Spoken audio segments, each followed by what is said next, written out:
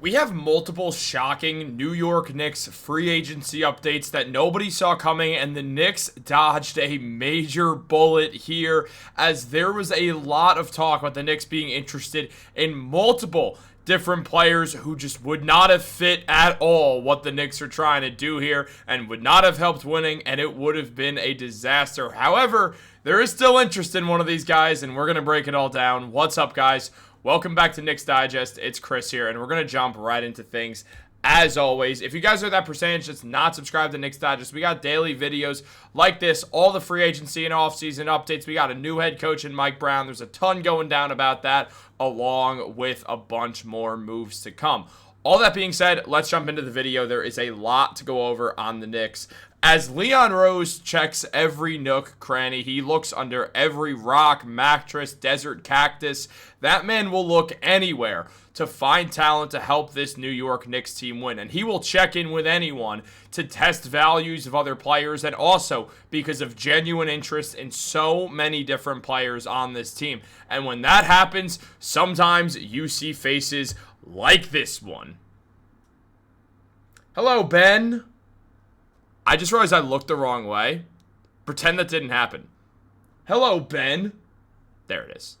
Guys, this... do I even have to say it? The New York Knicks checked in on Ben Simmons in free agency.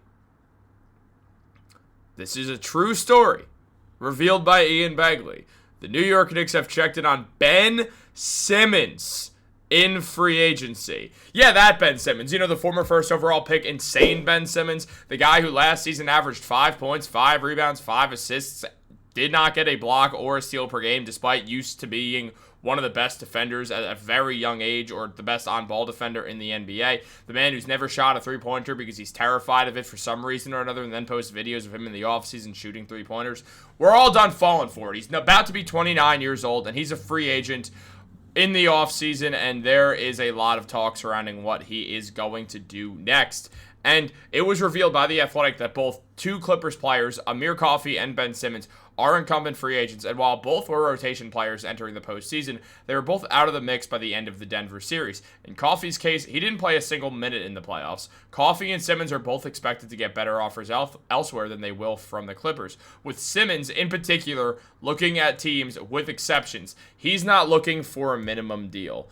Oh, guys. Sorry, wrong thing. Oh, guys, look. Ben Simmons, as I just scroll through a million images. It's been a long day. There's been a lot of recording. They hired a new coach. It's a lot. But Ben Simmons, he's not looking for a minimum deal. Well, you know, when I go out to bars, I'm not looking for anything below a 10, a perfect 10. So I guess I'm owed that because that's what I'm looking for. Not like I'm holding out or anything and saying that my back is injured, whether it is or whether it isn't. JJ Redick seemed to indicate that it was. Look, no, Ben, no. You don't get to show up here and ruin the team like everywhere you go has a dark cloud hanging over it because you want to act a fool. Guys, this is a guy who we've seen this from for 10 years now. He went to LSU. That team had no chance of competing, but he went there. Why? Because LSU is a damn fun school to go to. It is. It's a fun place to be. You're near New Orleans. You're going to have a good time partying it up. You're not going to win anything in basketball that year that Ben Simmons went, but he didn't care. Ben Simmons also didn't go to class when he was at LSU as well, one should mention. He did get suspended at one point because he wasn't going to class and his grades sucked. But let's bring him on to New York. He sounds like a perfect guy and a perfect fit for this team. Why is Leon Rose checking in on Ben Simmons? What's the reasoning here? I have two thoughts on that. One, Leon Rose is checking in on everyone, which is possible. Or two, Leon Rose is checking in on Ben Simmons because Leon Rose and Rich Paul have a repaired relationship after the Knicks, hired Mike Brown, and on top of that have checked in on LeBron James. So Leon Rose is just checking in on all of Rich Paul's clients, like, hey, I have an interest in doing business with you. If you ask me, that is the precise reason why we are seeing Leon Rose do this right now. Now, Ben Simmons, he's had an interesting career arc. On his career, averages 13 points, 7 rebounds, and 7 assists, shooting 55% from the field as well. He's got a bunch of awards. He was the steals champ. He was a 3-time All-Star, 2019-2020 All-NBA player, 2017-18 All-Rookie, who won Rookie of the Year over Donovan Mitchell, and is a 2-time All-Defensive First Team winner. Now, on top of that, Ben Simmons, when we look at the career numbers on the man, what we see is a guy who won Rookie of the Year, was an All-Star in his second season. In his third season, became the best on-ball defender in basketball, leading the league in steals, being fourth in Defensive Player of the Year, was an All-Star, All-NBA third team, and on the All-Defensive first team. The next year, he was 12th in MVP voting, second in Defensive Player of the Year, voting an All-Star and All-Defensive first team once again, putting up 14 points, 7 rebounds, 7 assists, and still being one of the most locked-on defenders in the NBA. But then he held out and claimed he had a back injury. Again, whether it's true or it wasn't, we saw Ben Simmons start to fall apart in the playoffs, most notably when he passed up an open layup that didn't end up going in, and people wondered what the hell was wrong with Ben Simmons. Well, he ended up in Brooklyn as part of that James Harden trade that brought James Harden to Philadelphia, and since then he's barely played. I mean, he played 42 games in Brooklyn that season once he kind of came back after a very, very long time, continued to deal with back problems, and things just did not go well for Ben Simmons. He went down to 7 points,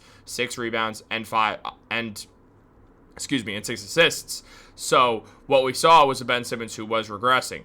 Then the following year, what we saw in the 2024 season was Ben Simmons show up in a total of 15 games.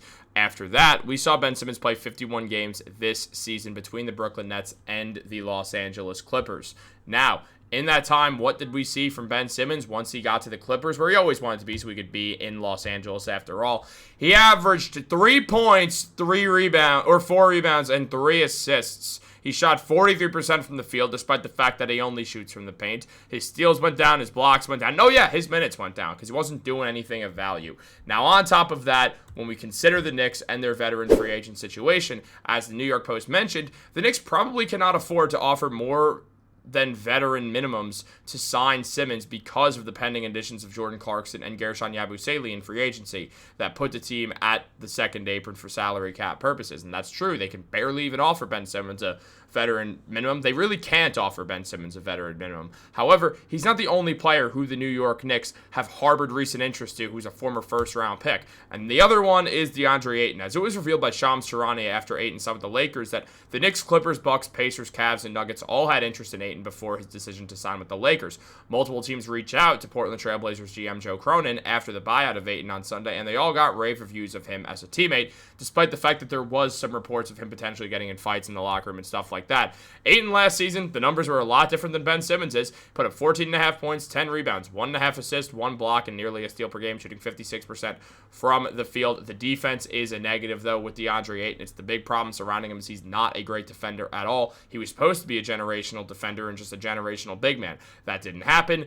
Part of the thing was that he could hit three-pointers. He shot 19% from 3. So Deandre Ayton has not been the player who the Suns expected when they drafted him with that first overall pick over Luka Doncic, by the way. Now, Phoenix had him for a while, and he did miss part of a year because he got suspended for PED usage, but he was solid throughout his time with the Suns, was traded in a major deal, ended up with Yusuf Nurkic on the Suns along with Bradley Beal, and what we then saw would be Ayton go to Portland for 2 years where the production and games kind of dipped. He dealt with injuries. He missed a game because the ice on the roads was too slippery for Ayton to get to because he couldn't drive because there was a massive cold snap up in the Northwest.